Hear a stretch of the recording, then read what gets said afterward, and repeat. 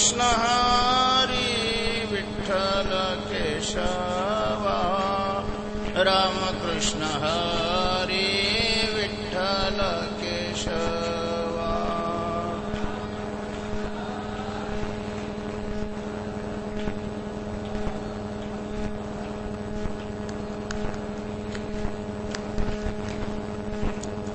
पुंडलीक वरदा हरि ज्ञानदेव माऊली ज्ञानेश्वर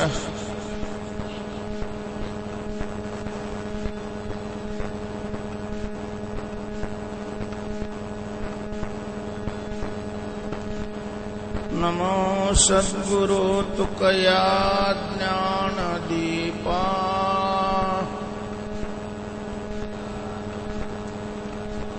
नमो सद्गुरु सच्चिदानंद रूपा नमो सद्गुरु भक्त कल्याण मूर्ति नमो सद्गुरु भास्कर पूर्ण कीर्ति मनुष्याकृती राघवे ख्याती केली शिळा शिखरे सागरी तारेली तुका स्वामी हा पूर्ण ब्रह्म प्रकाशी जळी रक्षिले निर्जीवा कागदासी महाराज हा जन्मला मृत्युलोकी दुजे उपमाना ढळे इहलोकी भवसिंधुशी बांधिला सेतुजेने अनाथादिना कारणे तुकयाने तुका भासला मानवी वेशधारी परे हा लीला विग्रही निर्विकारी स्वये श्री हरि व्यापको सर्व जीवा तुगा दोचितो हा परब्रह्म ठेवा जया पूजिले आदरे पांडुरंगे विमानस्थ केले प्रयाण प्रसंगे हनुमानवी दिव्य रूपीच केले न त्यागी तिये दिव्य लोकाशी नेले पुंडलीक वरदा हरि विठ्ठल श्री ज्ञानदेव श्रीमंत श्री जगद्गुरु तुकाराम महाराज विश्वाचा जनिता म्हणे यशोदेशी माता ऐसा भक्ताचा अंकित लागे तैसी लावी प्रीत निष्काम निराळा गोपी लावेल्या चाळा तुका म्हणे आले रूपा अव्यक्त चांगले ऐसा भक्ताचा अंकित लागे तैसी लावी श्रीमंत श्री जगद्गुरु तुकोबाराय या अभंगातून भक्तीचा महिमा प्रतिपादन करतात. असं म्हणा किंवा भगवंताचा भगवंताची भक्तवत्सलता प्रतिपादन करतात असं म्हटलं तरी काही हरकत नाही.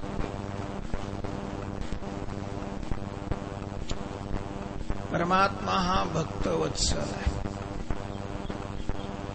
वत्सल शब्दाचा अर्थ प्रेम करणं. या जगामध्ये प्रेम करणारी जी मंडळी आहे त्यांचे 3 प्रकार पडतात: कुटुंबवत्सल, दीनवत्सल आणि भक्तवत्सल.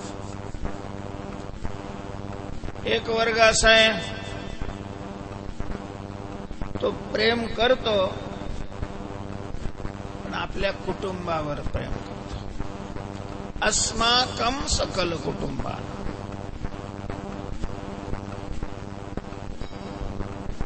सगळ्या जगावर नाही, आपल्या कुटुंबावर प्रेम.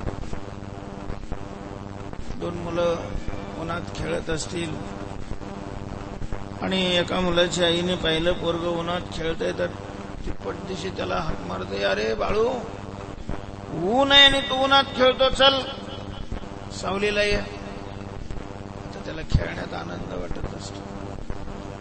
तो लगेच म्हणतो, तो शेजारचा रामू खेळतो ते. त्या बाईच्या तोंडातून पुढे उद्गार असतात, त्याला मरू दे, तू ये. त्याला मरू दे, कारण त्याचा हिच्या कुटुंबातला नाही आहे तो, त्याचा याचा काही संबंध नाही. तेव्हा कुटुंबावर प्रेम करणारे अशी महाराज कितीतरी माणसं आहेत की स्वतःच्या कुटुंबातलं झालेलं कुत्र त्या कुत्र्यावर रोज 2-2, 500, 1000 रुपये खर्च करते आणि शेजारी माणसाला दवाखान्यात जायला पैसे नाही, त्याला दवाखान्याला पैसे नाही. तेव्हा त्यांचं प्रेम असं मर्यादित कुटुंबावर असतं. दुसरा एक वर्ग आहे अगदी त्यांच्या विरोधात. त्यांचं प्रेम कुटुंब सोडून बाकीच्या सगळ्या जगावर असतं. जिजामाऊली म्हणायच्या, मेला सगळ्या गावाची कामं करतोय, घरची काडी इकडची इकडं करीत. तुकोबाऱ्यांचं एक चरणही असं आहे,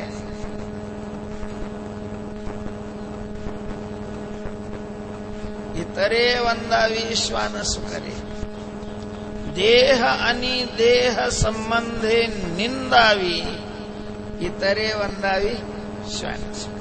त्या सगळ्या जगावर, जगातल्या विशेष रूपाने जे दीन आहेत, दुःखी आहेत, आपदग्रस्त आहेत, अशा प्रकारच्या लोकांवर प्रेम करणारा दुसरा वर्ग आहे, ज्यांना साधू म्हटलं जातं. साधव दीनवत्सलाः. साधू दीनवत्सल आहे. सर्वसामान्य माणसं कुटुंबवत्सल आहेत. आणि तिसरा वर्ग आहे ईश्वराचा, देवाचा. देव कुटुंबवत्सलही नाही आणि दीनवत्सलही नाही. सामान्य सगळ्या जगावर त्याचं प्रेम असलं तरी ते कर्मसापेक्ष असतं. विशेष जर प्रेम देव कोणावर करत असेल तर भक्तावर. भक्ती या अवच्छेदकाने जो संपन्न आहे तो कोणीही असो, कारण भक्त ही जात देवाला प्रेम करण्याकरता बस. याच्यापेक्षा दुसरं कुठलंही अवच्छेदक देव भक्ताकडे पाहत नाही. पै भक्ती एकी मी जाणे, तेच साने थोर न म्हणे आम्ही, भावाचे पाहुणे भलते या, भक्ती एकी मी जाणे, एकी भक्ती मी जाणे. मला फक्त भक्ती माहितीये, अंतरीची घेतो गोडी पाहे जोडी, भावाची देव सोयरा, देव सोयरा, देव सोयरा दिनाचा. भक्ती असेल तर देवाला चोखोबाराय, ज्ञानोबाराय आणि एकनाथ महाराज सारखेच आहेत. भक्ती असेल तर देव सज्जन कसायाच्या घरी मांस विक्रीला मदत करू शकतो. भक्ती नसेल तर मग मंत्र म्हणायलाही तो येत नाही. देवाला फक्त भक्तीची जात नाही, कारण तो भक्तवत्सल आहे. भक्तवत्सल तेव्हा भक्तावर प्रेम करणार आहे. पण का प्रेम काही दिसत नाही. मग देव भक्तवत्सल आहे अशा प्रकारचं जे विधान केलं जातं त्याला पुरावा काय आहे? कशावरून भक्तवत्सल आहे देव? बरंच प्रेम स्वरूपाने दिसत नाही, हे खरं आहे, पण प्रेमाचं कार्य दिसतं. प्रेमाचं अशा जगात पुष्कळ वस्तू आहेत ज्या स्वरूपाने दिसत नाही, पण त्या वस्तूचं काय दिसतं? कार्य दिसत असतं. फारच गरमी लागलेली आहे, गरमी होऊ लागलेली आहे. ती गरमी तरी दिसते थोडी. थंडी दिसते का? थंडी दिसत नाही, पण थंडीचं कार्य दिसतं ना. दुपारी सुद्धा माणसं शेकोट्या करून बसले की समजावं थंडीची लाट आलेली. रात्री कपडे फेकून देतात माणसं, किती भारी भारी आणलेले असतात, चांगल्या जागतिक लेवलच्या शिंप्याकडून शिवलेले असतात, फेकून दे म्हणतात, नाही लागत. तेव्हा या वस्तू स्वरूपाने दिसत नाही, त्यांचं कार्य दिसतं. ज्ञानोबांनी खूप ओव्या लिहिलेल्या आहेत त्याच्यावर. नाना आचार गौरव सुकुलिनाचे, भूमीचे मार्धव सांगे कोंबाची लवलव, नाना आचार गौरव सुकुलिनाचे. तसं प्रेम स्वरूपाने दिसलं नाही तरी प्रेमाचं कार्य दिसत असतं. काय आहे कार्य प्रेमाचं? बरंच प्रेमाने मनुष्य वेडा बनतो. प्रेम माणसाला वेड बनवतं. वेड त्याच्या डोक्यावर परिणाम न होता अशा प्रकारचा तो मनुष्य वेडा बनत असतो. डॉक्टरनी जर सांगितलं की सगळं सगळं सगळं ओके आणि तो वेड्यासारखा करत असला तर समजायचं की त्याच्या डोक्यावर नाही परिणाम झाला, तो वेडा कशामुळे झालेला आहे? प्रेमामुळे वेडा झालेला आहे. प्रेम. आणि हे प्रेम देवाला वेड बनवतं, कारण देवाचं भक्तावर प्रेम तशा जातीचं आहे. वेडा झाला, वेडा झाला लाचावला भक्तीशी. पण देवाला वेड झाला असं तुकोबाराय म्हणतात. त्याला तरी काय आधार आहे? तुकाराम महाराज काय MBBS आहेत? देवाला तपासलेलं आहे त्याने. देव वेडा झाला. वेडा झाला मनुष्य हे कळण्याकरता MBBS कशाला लागतो?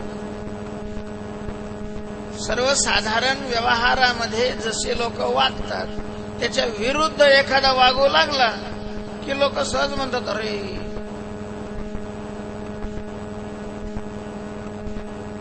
त्याच्या डोक्यावर परिणाम झालेला आहे. माणसं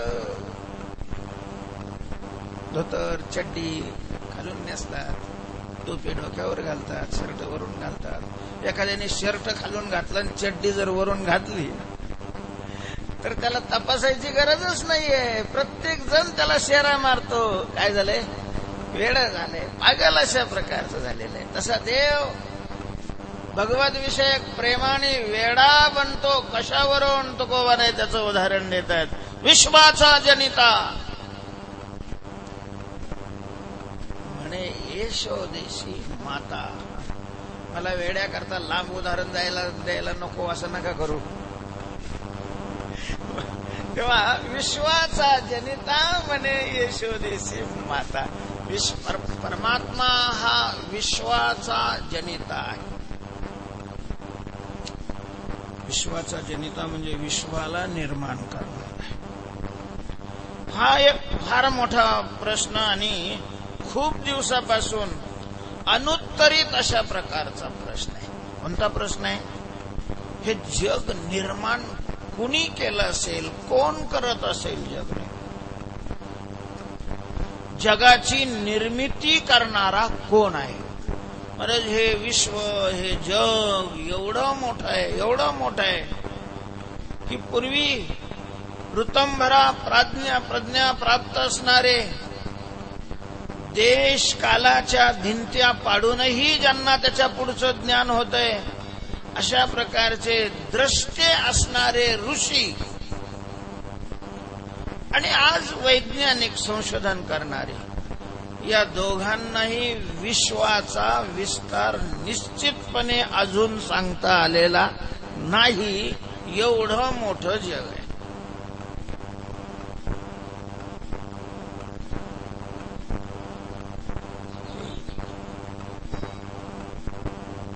तीन लोकांचं एक ब्रह्मांड असतं ज्याच्यामध्ये 14 भुवन असतात.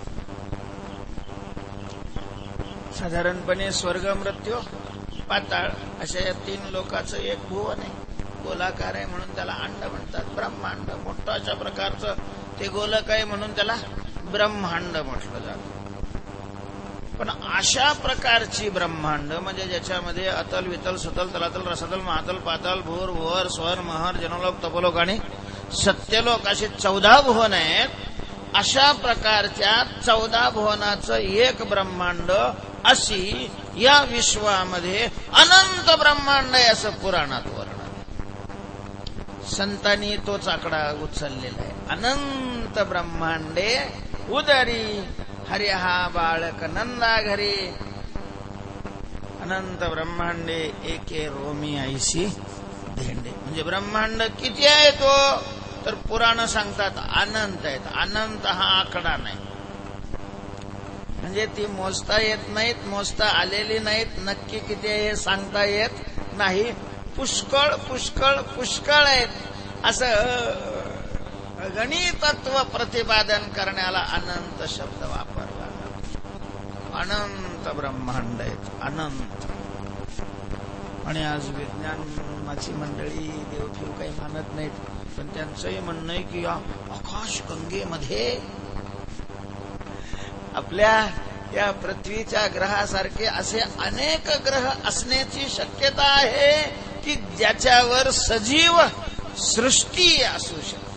प्रत्यक्ष नाही म्हणत नाहीत आणि आहे म्हणजे अजून तिथपर्यंत त्याचेही पोहोचले नाही. जर ऋषीच नाही पोहोचले तर हे केव्हा पोहोचले. एवढं मोठं जग आहे, एवढं मोठं. त्याच्या पसाऱ्याचा थांग पत्ताच लागत नाही. पूर्वी कल्याण मासिकामध्ये कथा आलेली होती.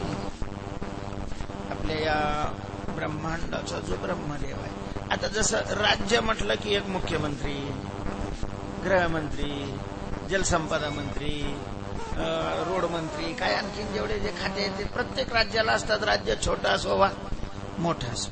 तसं ब्रह्मांड म्हटलं की एक ब्रह्मदेव जो उत्पत्ती करणारा, ज्याचं उत्पत्तीचं खातं ज्याच्याकडे, एक विष्णू पालनाचं खातं ज्याच्याकडे, एक शंकर संहाराचं. हे मुख्य 3 कॅबिनेट मंत्री ब्रह्मांडाचं. आणि मग पुन्हा राज्यमंत्री इंद्र आहे, चंद्र आहे, सूर्य आहे, मेघ आहे. हे सगळे अर्थमंत्री म्हणजे कुबेर, हे राज्यमंत्री प्रत्येक ब्रह्मांडाला असतात. तर ते एका ब्रह्मांडाच्या ब्रह्मदेवाला थोडा अहंकार निर्माण झाला. का अहंकार निर्माण झाला? बरंच ते खातच फार मोठं आहे. उत्पत्तीचं कल्पना आहे तुम्हाला की आपण ज्या ब्रह्मांडात आहोत, या अस्मिन ब्रह्मांडे, या ब्रह्मांडामध्ये प्रति सेकंदाला ब्रह्मदेवाच्या कारखान्यातून किती शरीर बाहेर पडत असतील? बरोबर उत्तर देण्याला 1 रुपया बक्षीस. सांगता येईल? किती शरीर म्हणजे शरीराचे मुळात प्रकार 84 लाख आहेत आणि एका एका प्रकारात अनंत शरीर आहेत. लाल मुंग्या प्रत्येक सेकंदाला पूर्ण ब्रह्मांडात किती उत्पन्न होत असते. डास, चिलट, मधाच्या माश्या किती उत्पन्न, काय सांगावं मला, किती उत्पन्न होत असते. बरं, या सगळ्या शरीराची छोट्या पार्टासह जोडणी करण्याचे सगळे कारखाने ब्रह्मदेवाच्या सत्तेखाली येतात. आता एक शरीर म्हणजे किती पार्ट आहे त्याच्यामध्ये?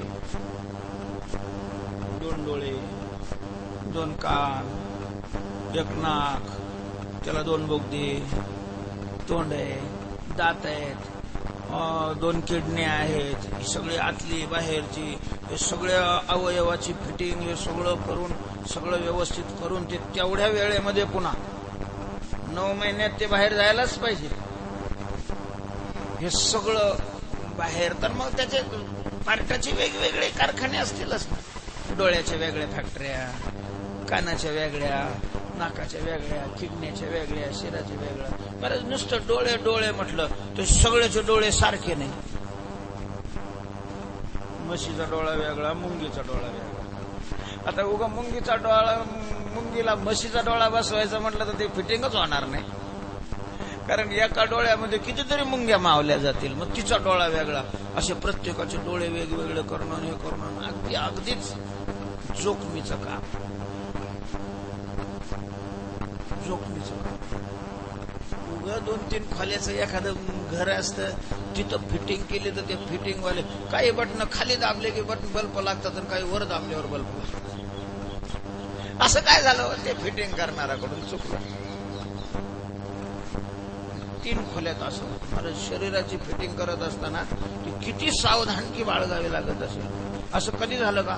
काय झालं, पायाने दिसायला लागलं आणि ते डोळ्यांनी चालायला लागलं. म्हणजे पायाचं वायर जोडताना चुकून डोळ्याला जोडलं गेलं, डोळ्याचं वायर पायाला असं. त्याच्यामुळं फारच जिकिरीचं काम आहे. आणि म्हणूनच ईश्वराने ब्रह्मदेवाला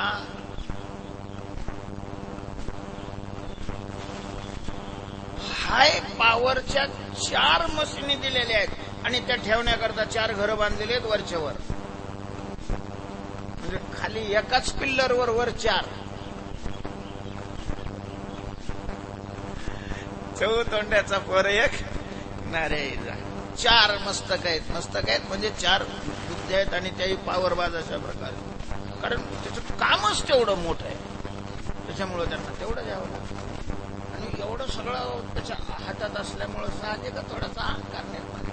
काही नसतं म्हणत तरी अहंकार निर्माण, काहीच नसतं. उगा दीड बोल येतो, नाही तर एखादं टिपण ह्याचं काही त्याचं काही घेऊन पाठ केलेलं राहत तरी अहंकार येतो. मग आता एवढी मोठी सत्ता हातात असल्यानंतर अहंकार निर्माण होणं काही विशेष आहे असं काही नाही. त्याला अहंकार निर्माण झाला. त्याला वाटलं एवढं आपण चोख काम करतोय, आपल्या बॉसचं कधी प्रशस्तीपत्र नाही, कधी सन्मान नाही, कधी सत्कार नाही, काहीच नाहीये. काही करत नाही. महाराज शाळेत जाऊन पसरतात तरी 4-2 वर्षाला त्यांचा वेतन आयोग वाढतो. आणि आपण एवढं काम करतो, पगार वाढ नाही, काही नाही, काय नाही. जरा आपली काय ताकद दाखवूनच देऊ म्हणून त्यांनी केला रजेचा अर्ज. माननीय विश्वाधिपती अर्जदार ब्रह्मदेव, काय असेल काय कुलकर्णी भोसले काय असेल ते मला नाही नक्की माहिती, त्याचं आडनाव काय ब्रह्मदेवाचं. विषय रजेबाबत माझा मूड बरोबर नसल्याचा. मूड नेमकी काय भानगड आहे काही कळतच नाही. ज्ञानेश्वरीमध्ये मूड शब्द आलेला आहे पण तो वेगळ्या अर्थाने आलेला आहे. मुडाहुनी बीज काढिले मग ते निर्वाळी भूमी पेरिले. तर ते मूड बरोबर नसल्यामुळं मला 4 दिवसाची रजा मिळावी म्हणून अर्ज करत आहे. अर्ज तिला पाठवून ते भगवंतानी पाहिला तो अर्ज. त्याला काही त्याच्या लक्षात आलं की ह्याला अर्ज म्हणजे काम नाहीये, पण काय आलाय अहंकार. मग देवाला तो अहंकार लगेच जमत नाही. कोणाला कशाची अलर्जी, कोणाला कशाची अलर्जी. आमच्या पांडुरंगाला अहंकाराची अलर्जी. तिळ मात्र जरी होय अभिमान, मेरो तो समान भारदेव. झालं त्याचं अहंकाराचं ऑपरेशन करण्याकरता भगवंतानी मायेला फोन केला की आपल्याकडे स्टॉक मध्ये जेवढेही ब्रह्मदेव असतील तेवढे घेऊन या. ब्रह्मदेवाने अर्ज पाठवला आणि खोलीच्या बाहेर आला. बाहेर आला तर त्याला आश्चर्य निर्माण झालं. त्याची नजर पोचते तिथपर्यंत जिथून सगळे उंठाची एक भली मोठी लाईन, प्रत्येक उंठावर 2-2 पेटार आणि त्या सगळ्या उंठाला एक बाई हाकीत घेऊन चाललेली होती. ब्रह्मदेवाचं चारही डोके एकही चालाना गेलो, चारही मसनी बंद पडल्या. की हे उंट नेमके कोणते आलो? आपल्यात आपण तरी हे निर्माण नाही केलेले आणि हे आले कसे? आपल्याशिवाय दुसरं तर कोणी निर्माण करत नाही आणि हे आपण तर निर्माण केलेलं नाही आणि हे आले कुठं? त्याला कुतूहल निर्माण झालं. तो घाईमध्ये त्या बाईजवळ गेला. ओ देवी, ओ देवी, ए बाबा गप, मला वेळ नाही आहे, मालकाचा हुकूम आहे की लवकर माल घेऊन या. अरे पण चालता चालता सांगा ना, उभं राहून नका सांगू. चालतो मी तुमच्या बरोबर, पण माल काय आहे या घोडे म्हणजे उंठाच्या पेठाऱ्यामध्ये, आणि मालक कोणी कशा करता सांगितलंय. मग तिनं चालता चालता सांगितलं की कोण्या ब्रह्मांडाच्या एका ब्रह्मदेवाला अहंकार झालाय म्हणे. तो म्हणे हे तो आपल्याकडे झालं. आणि त्यांनी रजेचा अर्ज पाठवलेला आहे. त्याला कायमची रजा देण्याकरता मालकाचा हुकूम आहे की आपल्याकडे स्टॉकमध्ये असलेले ब्रह्मदेव पाठवून द्या. या सगळ्या पेटऱ्यात एक एक ब्रह्मदेव तसाच पळाला तो. आणि पुन्हा तो अर्ज मागे घेतला. आता चांगला मूड आलेला आहे, आता मी काम करतो. बरं, ज्या विश्वामध्ये स्टेपण्या म्हणून एवढे ब्रह्मदेव आहेत, ते विश्व असेल किती मोठं याची कल्पनाच करवली जात नाही. अशा प्रकारच्या या सगळ्या विश्वाची निर्मिती कुणी केली असेल याविषयी फार मोठ्या मोठ्या बुद्धिवानाला सतत हा प्रश्न सतावतोय. कुणी निर्माण केले असेल? काहींनी सांगितलं की कुणी भिनी नाहीये, हे स्वभावताच निर्माण होत आहे. गगनीचा चांदवा कोणी ओढीला केधवा, पवन हिंडत असावा हे कवनाचे मत. रोमा कवनभरी पेरी, सिंधू कवनभरी. स्वभाववादी ज्याला म्हणतात, निरीश्वरवादी नास्तिक लोकांचा हा वाद आहे. स्वभाववाद कोणी निर्माण नाही केलं, हे सगळं आपोआप तयार होतं. पण महाराज, आपोआप आपल्या बापाच्या मालकीची जागा, त्याच्यात घर बांधलेलं, त्या घरामध्ये आपलीच असलेली एखादी वस्तू पडलेली असेल तर ती आपोआप तिथून हलत नाही, त्याला कुणीतरी उचलावं लागतं, अन्यथा ती तशीच पडलेली राहते. आता काय असतं, साधू मंडळी सगळे विरक्त असतात, कुठेही आसक्ती नसते. कुणाच्या तरी धर्मशाळेत राहत असली तरी तिथं आसक्ती नसते, राहण्याचा फक्त सगळा फायदा घेतात. मग तिथं त्या धर्मशाळेतली एखादी जर वस्तू पडलेली असली दारात, तर ती वस्तू महिना तिथंच पडलेली असते. हो, हे बाजूला नाही केलं, कोणाची काय माहिती, आपण कसं काय बाजूला, ठेस लागलेली चालते पण बाजूला नाही का. अशी जड वस्तू सुद्धा जर कुणी केल्याशिवाय अशा प्रकारचं निर्माण होत नाही, तर हे सगळं जड चेतनात्मक विश्व, ज्याच्या मनानेही चिंतन करता येत नाही, हे सगळं विश्व आपोआप निर्माण होतं असं म्हणणाऱ्याची क्यू करावी वाटते. कोणाला आपोआप नाही होऊ शकत. नक्की कोणीतरी निर्माण करत असला पाहिजे. मग कोण करत असला पाहिजे? काहींनी प्रकृती कारण मानलेली आहे. प्रकृती शब्दाचाच अर्थ काय आहे? कारण असं आहे. संख्यांनी प्रकृती मानली.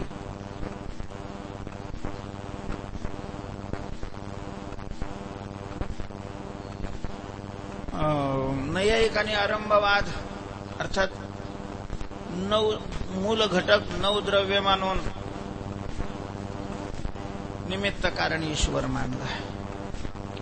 वेदांतांनी या जगाच्या उत्पत्तीचं सगळं श्रेय ईश्वराला दिलेलं आहे. वेदात असं म्हटलेलं आहे, यतो अयमानि भूतानि जायन्ते येन जातानि जीवन्ति तत्प्रयत्यभिसंविशन्ति तद विजिज्ञासस्व तद ब्रह्म.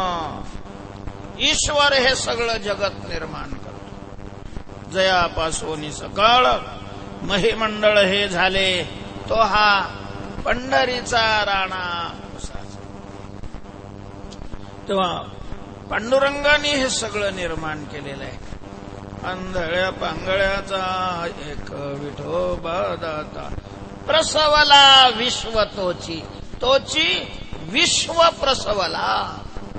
ईश्वराने हे सगळं निर्माण केलेलं. असं सगळ्या विश्वाला उत्पन्न करणारा ईश्वर, आणि हा ईश्वर भक्ताच्या एवढा अधीनय भक्तावर असा प्रेम करतो की त्या विश्वातली एक घटक असणारी यशोदा,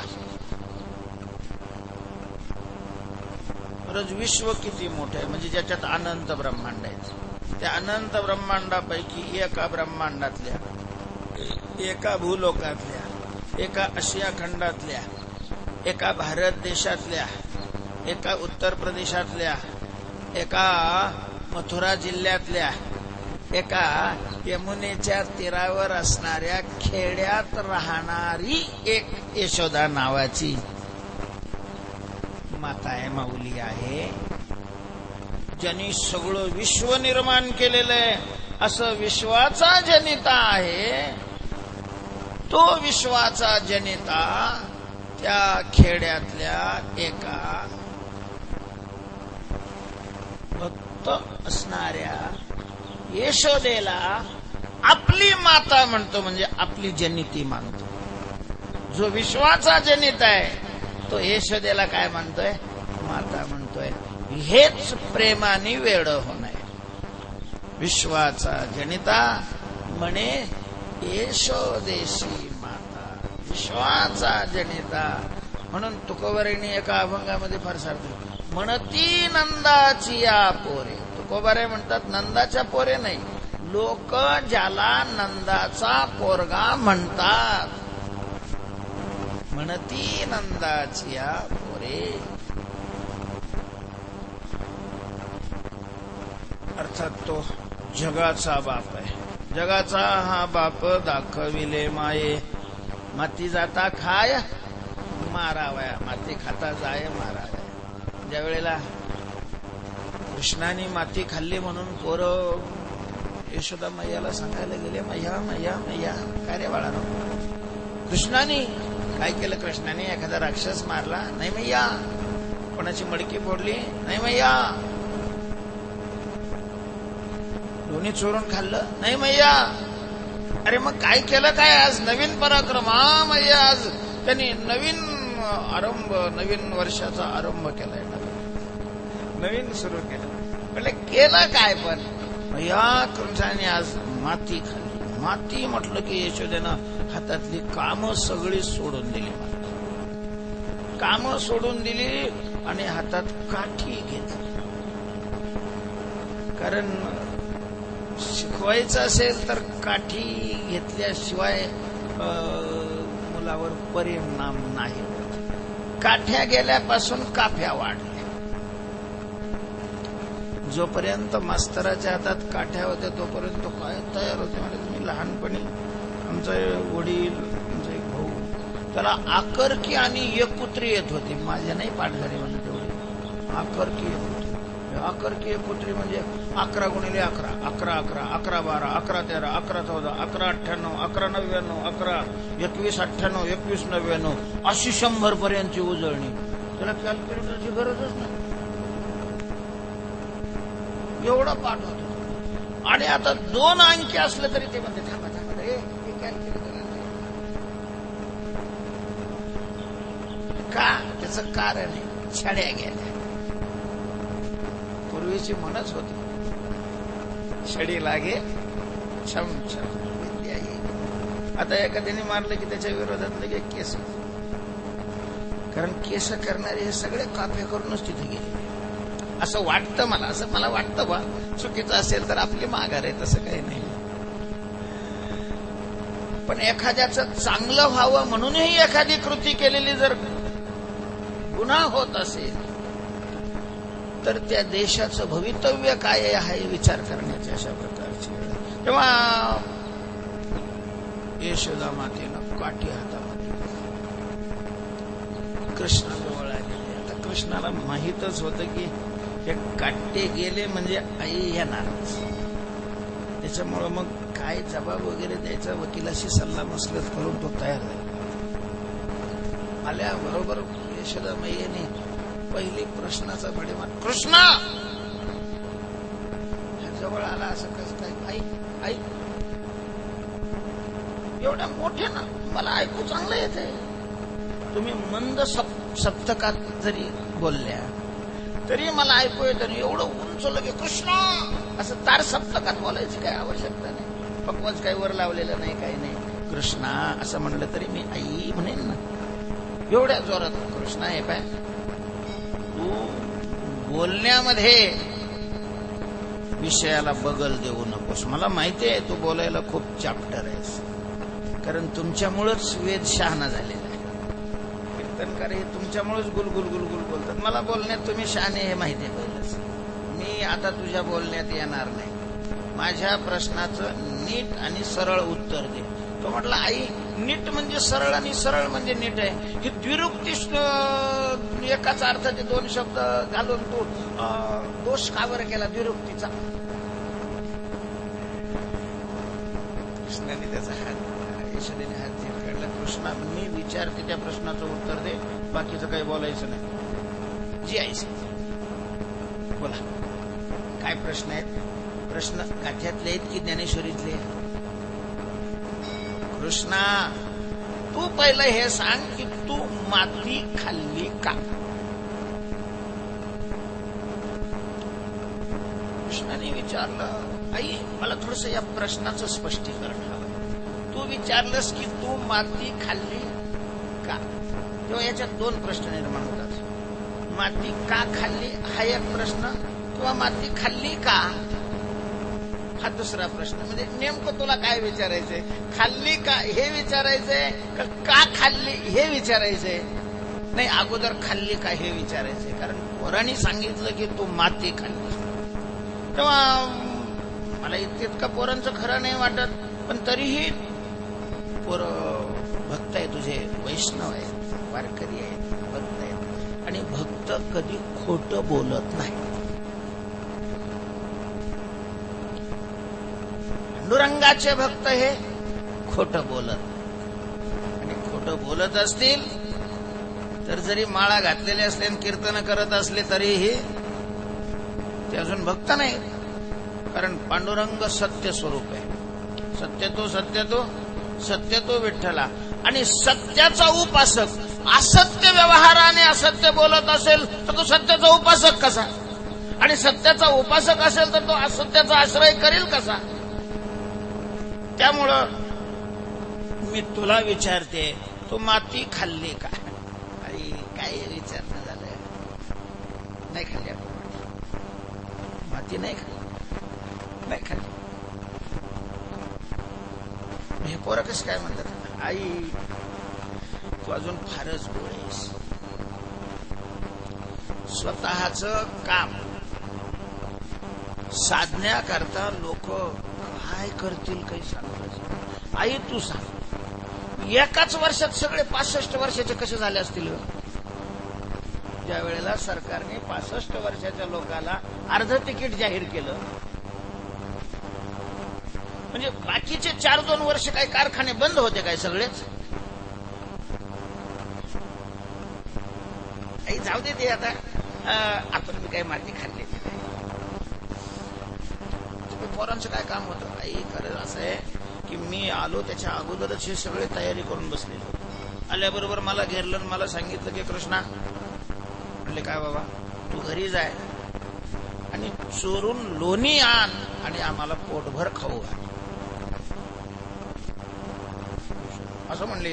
हा आई, हे तुला टिळ्यावाले दिसतात ना, हे इतके गोळे समजू नको यांना. मला म्हणे घरी जाऊन चोरून आण. मी म्हणलं बा आईला मागून आणतो. हा, ते म्हणे तुझी आईला चिंगूट आहे. एवढं दिलं आणि ते आम्हाला एवढं नकभर येऊन का पोटभर खायचंय आम्हाला, चोरून आण. मी म्हणलो आता चोरी, आपल्यासारखा सज्जन माणूस चोरी कसे करणार? ते म्हणे कृष्णा, तू एक सांग, तू आम्हाला खाऊ घालतो का आम्ही तुला खाऊ घालायचो? म्हणजे असं आहे, एक तर तू आम्हाला लोणी खाऊ घाल, बरं, मग नाही सांगितलं तर आम्ही तुला मार खाऊ घाल. बोल, तुला मार खायचा का लोणी खाऊ घालतोस? मी म्हणलो मी मार खाईन, पण असले चोऱ्या फिरे आपण नाही करणार. झालं, ते पळाले, तुला सांगितलं आणि तूही काही त्याचं काही म्हणजे पुरावा काही पाहिलं नाही. घेतले काठीनं, आले कामधंदे सोडून. तिला क्षणभर खरं वाटलं मला. बलराम होता बाजूला उभा. बलरामाला विचार, बलराम, कृष्ण म्हणतोय ते खरं आहे, यांनी माती खाल्ली की नाही? तुझं काय म्हणणं आहे? तू पाहिलं? हो आई, माझ्या दोन्ही डोळ्यांनी मी पाहिलेलं आहे. कृष्णाने माती खाल्ली. पोरांचा पक्ष भारी भरला. तिने सांगितलं तुझा भाऊ म्हणतोय आई अगं तो माझा भाऊ आहे. भाऊ बांधाला कधी विचारू नये पोरग कसं आहे. नेहमी उन्याचे वाटकरी असतात. आई तुला माहिती नाही हा बळ्या सतत मला पाण्यात पाहतो. तू केव्हा मला मारशील याच्याकरता तो सतत प्रयत्न करतोय. आणि तू त्याला विचारायला लागली तो कस काय बोलणार आहे. तू सतत तुला पाण्यात पाहतो. हा विचार त्याला का रे बळीराम तू याला पाण्यात पाहतो. तो म्हणे तो पाण्यातच राहतो तर मी कुठं दुसरीकडे पाहू.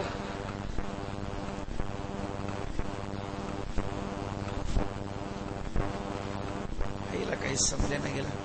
आईला वाटलं की चला याच्यात तोंडात पाहू. माती खाल्ली असेल तर मातीचे काही ना काही कण तोंडात दिसतील. यशोदेनं सांगितलं कृष्णा तू माती नाही खाल्ली आ कर.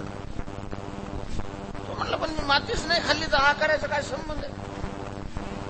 आ कशा करता करू मी. ते म्हणे तू माती नाही खाल्लेले तुला आ करायची अडचण काय आहे. कर नाही त्याला डर कसली करा. तो काही आ करी नाही गेला. मग मात्र यशोदेने दंडाचा आश्रय केला आणि उगारली छडी. आ करण्याचा थोबाडावरच मारते. आ करा. नको आई नको मारू लागेल तर आ कर ना मग. असं मनातून हसायचं वरून असं लय घाबरल्यासारखं दाखवायचं. नटतो येण्याची अवगावा खेळतो येण्याची खेळावा. मनात म्हणायचं मॅडम स्वतःला काय म्हणून समजते काय माहिती. हिला वाटतंय की मीच पोरग आहे आणि ही माझी काय आहे जेनिटी आहे येडी.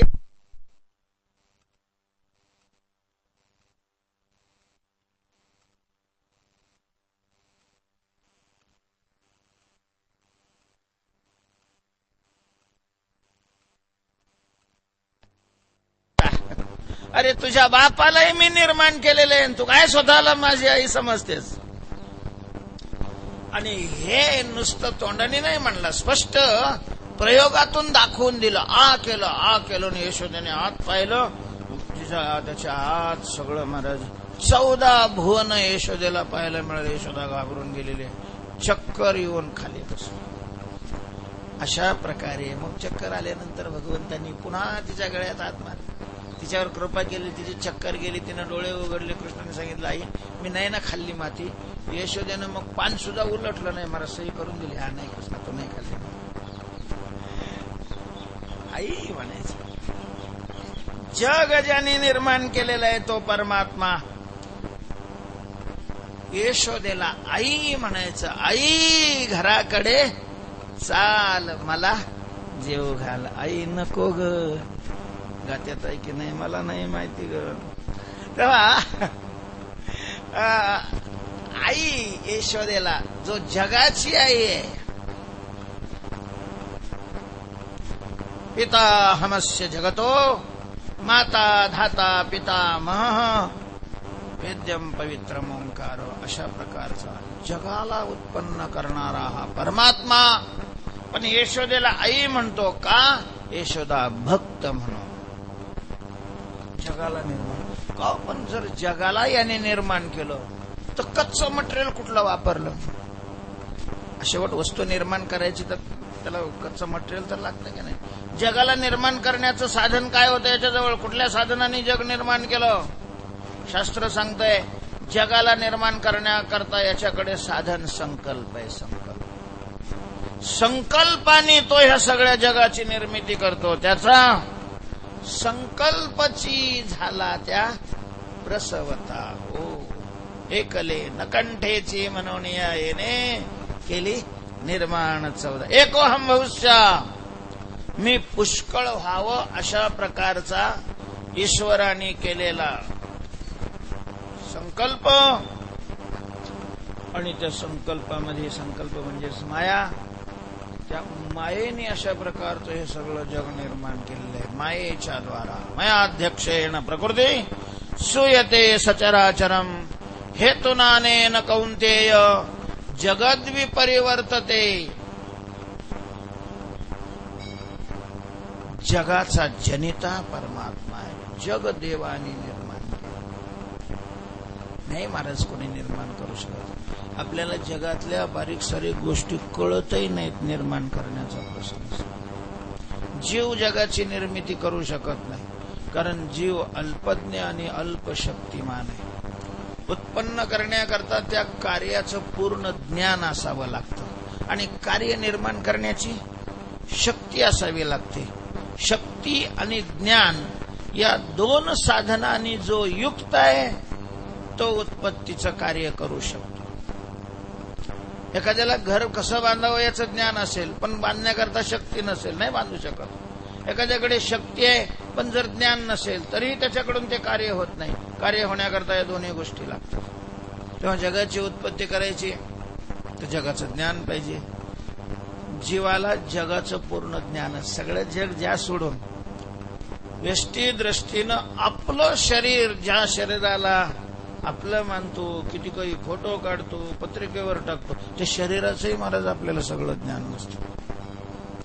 या शरीराचा आत काय काय घटक आहेत, कोणता कशाला जोडलेला आहे, कोणता काय झालाय, आपल्याला एवढंच माहिती असतं. भूक लागलं की खाल्लं, झोप लागलं की पसरला, आहार निद्रा भयमैथुनंच सामान्यमेतत् पशुभिर नराण. डॉक्टर लोकांनी अभ्यास करून त्याच्यातलं थोडंफार ज्ञान करून घेतलेलं असतं. ते फक्त स्थूलाचं ज्ञान असतं, त्यांना सूक्ष्माचं ज्ञान नाही. काहींना सूक्ष्माचं ज्ञान असलं तरी कारणाचं ज्ञान नसतं. असं स्थूल, सूक्ष्म, कारण अशा या तिन्ही शरीराचं, ज्या शरीरात आपण राहतो त्या शरीराचंही आम्हाला ज्ञान नाही. विश्वाचं, जगाचं ज्ञान कुठून असणार आहे? म्हणून जीव जगाचा कर्ता होऊ शकत नाही. जीवाच्या उत्पत्तीच्या पूर्वी जगत आहे. जीवही जगतंतपाती अशा प्रकारचा. दुसरा घटक आहे जड. जड हे जडच आहे, त्याला स्वतःचंही ज्ञान नाही आणि दुसऱ्याचंही ज्ञान नाही. ते काय निर्माण करणार आहे? चेतन जडाच्या द्वारा निर्माण करू शकतो, जड स्वतः निर्माण नाही करू शकतो. आणि मग तिसरा घटक देव आहे. परिशेष न्यायाने देवाने हे सगळं निर्माण केलंय असंच मानावं लागतं. शास्त्रांनी तेच मानलेलं आहे. तेव्हा भगवान परमात्मा संकल्पाच्या द्वारा ही सगळी सृष्टी निर्माण करतो. कशी निर्माण होते? शास्त्रामध्ये थोडीशी त्याची प्रक्रिया सांगितलेली आहे. ज्या वेळेला समष्टी जीवाचं कर्म भोग देण्याकरता सन्मुख होतं त्यावेळेला ईश्वराला आपण सृष्टी निर्माण करावी असा संकल्प निर्माण होतो. एकोहम बहुश्या. त्यांनी संकल्प केला की माया तमप्रधान होते. तमप्रधान मायेपासून सूक्ष्म अशा प्रकारचे अपंचीकृत पंचमहाभूताची उत्पत्ती होते. मायेपासून आकाश निर्माण होतो शब्दगुणासह, आकाशापासून स्पर्शगुणासह वायू निर्माण होतो, वायूपासून तेज निर्माण होतो, तेजापासून जल आणि जलापासून पृथ्वी. अशा प्रकारचे अपंचीकृत पंचमहाभूत निर्माण होतात. अपंचीकृत पंचमहाभूतापासून सूक्ष्म सृष्टी तयार होते. 16 तत्वाचं एक एक शरीर तयार होतं. त्यामध्ये प्रत्येक भूताच्या सत्वगुणापासून एक एक ज्ञानेंद्रिय, रजगुणापासून एक एक कर्मेंद्रिय, मिलित सत्वगुणापासून अंतःकरण आणि मिलित रजोगुणापासून पंचप्राण, असे पंच ज्ञानेंद्रिय, पंच कर्मेंद्रिय, पंच प्राण आणि अंतःकरण, असं 16 तत्वाचं एक एक सूक्ष्म शरीर, असे अनंत सूक्ष्म शरीर तयार होतात. अंतःकरणाचे 2 मन बुद्धी विभाग केले तर 17 तत्वाचं होतं. मन बुद्धी चित्त अहंकार असे केले तर 19 तत्वाचं होतं. हे 16 तत्वाचं सूक्ष्म शरीर तयार. त्या अंतःकरणामध्ये परमात्मा जीवरूपाने अशा प्रकारचा प्रवेश करतो. म्हणून ममे वंशो जीवलोके जीवभूत सनातन. पण सूक्ष्मामध्ये भोग नाही आणि कर्म भोग देण्याकरता सन्मुख झालेलं असतं. म्हणून भगवंताच्या संकल्पाने त्या सूक्ष्म अपंचकृत पंचमहाभूताचं पंचीकरण होतं. पंचीकरणाचा एक प्रकार असा आहे की प्रत्येक भूताचे 2 भाग होतात. द्विधा विधाय चैकैकम. आकाशाचे दोन, वायूचे दोन, तेजाचे दोन, जलाचे दोन आणि पृथ्वीचे दोन विभाग होतात. एक अर्धा विभाग तसाच पूर्ण राहून एका अर्ध्या विभागाचे पुन्हा 4-4 तुकडे होतात. आकाशाच्या अर्ध्या विभागाचे 4 तुकडे झालेले ते वायू, तेज, जल आणि पृथ्वी यांच्यात मिसळले जातात. वायूचे 4 तुकडे आकाश, तेज, जल आणि पृथ्वी यांच्यात मिसळले जातात. तेजाचे 4 तुकडे आकाश, वायू, जल आणि पृथ्वी यांच्यात, असा स्वतःचा अर्धा भाग आणि इतर 4 भूताचा मिळून अर्धा भाग, असं ते पूर्ण भूत पुन्हा तयार होतं. पण ते पंचीकृत झालेलं असतं, स्थूल होतं. आणि या स्थूल पंचीकृत पंचमहाभूतापासून हे सगळं ब्रह्मांड, स्थूल ब्रह्मांड तयार होतं. त्याच्यामध्ये 84 लाख प्रकारची शरीरं आहेत. त्या स्थूल शरीरामध्ये सूक्ष्म शरीराने प्रवेश केला की ते चेतनासारखं अशा प्रकारचं हालायला लागतं, बोलायला लागतं, पाहायला लागतं, खायला लागतं. तोपर्यंत त्याला आला आला अशा प्रकारचं म्हणतात. त्याचं त्या शरीरातलं भोग देण्याचं कर्म संपलं की त्या शरीरातून सूक्ष्म शरीराला बाहेर काढलं जातं. सूक्ष्म शरीर बाहेर गेलं की ते अचेतन होऊन खाली, अचेतनच असतं ते, पण हे सूक्ष्म शरीर असताना ते अचेतन आहे असं वाटत नाही. ते खाली पडतं आणि खाली पडलं की मग इकडं बँड सुरू होऊन जातो. गेला हाय हाय. अशा प्रकारे परमात्मा आपल्या संकल्पाने या सगळ्या विश्वाची निर्मिती करतो. असा विश्वाची निर्मिती करण्याकरता लागणारं ज्ञान आणि लागणारी शक्ती ही सगळी त्या ईश्वराच्या ठिकाणी आहे. म्हणून ईश्वराला समर्थ म्हटलं जातं. तुका म्हणे आले समर्थाचे मना, जरी होय राणा रंक त्याचा. असा विश्वाला निर्माण करणारा जो परमात्मा आहे, विश्वाचा जनिता, तो परमात्मा यशोदेला आई म्हणतो. यशोदेला आई का म्हणतो?